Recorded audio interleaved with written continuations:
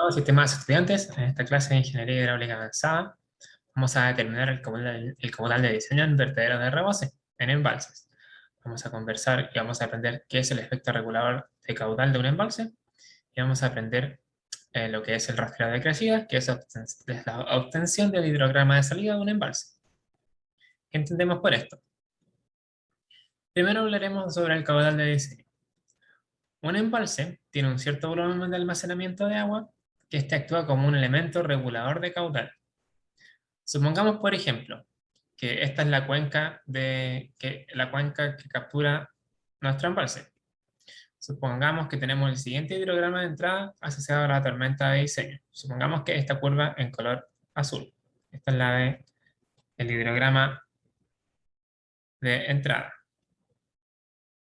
Lo que va a pasar es debido a que tenemos una barrera a la salida de esta cuenca, vamos a tener que el caudal que entra no inmediatamente es igual al caudal que sale, debido a que el embalse va a producir un efecto que nos va a regular este caudal, va a haber un cierto desfase.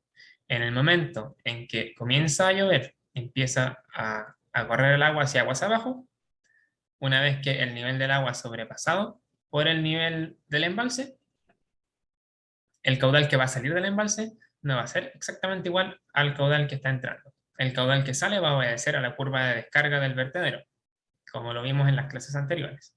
Entonces lo que va a suceder es que el hidrograma de salida va a estar desfasado y va a tener un punto máximo que va a ser menor al del caudal de entrada.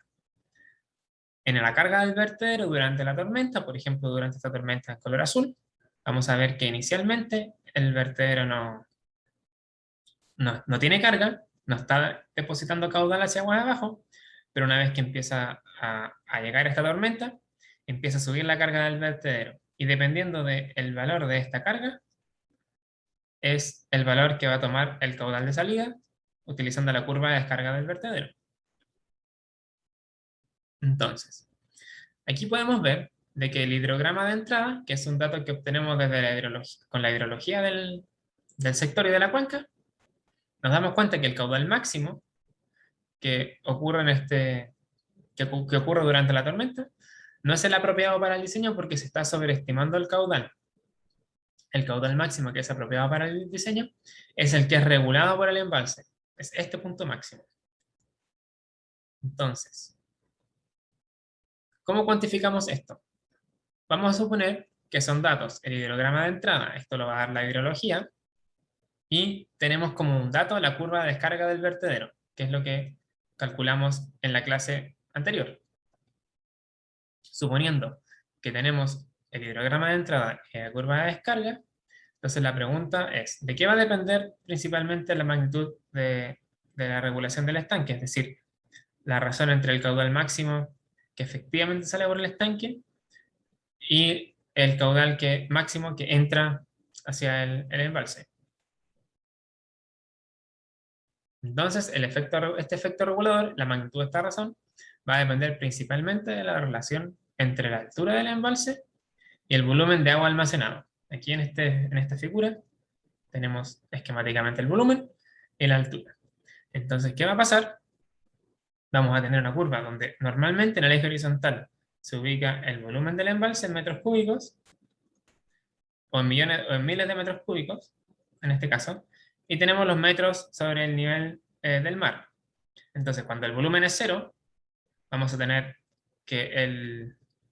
vamos a tener una altura cero con respecto a la base del estanque. Si no hay volumen, no hay altura. Y a medida que se va llenando el embalse, vamos a tener una curva parecida a esta o parecida a esta, donde va a ir aumentando el nivel de altura de agua del embalse a medida que aumenta el volumen. Esta relación se conoce como curva capacidad del embalse y normalmente se puede estimar con esta relación. Normalmente se puede ajustar una curva que depende de dos constantes que se ajustan, con constantes A y B, donde en H tenemos la altura del agua en el embalse y en B sería el volumen.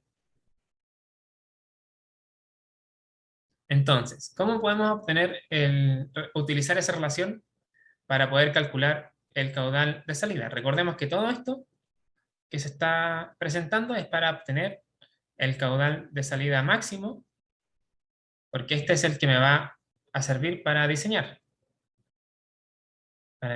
el vertedero. Entonces, se va a realizar un balance de masa entre el caudal que sale y entra del embalse de la siguiente forma.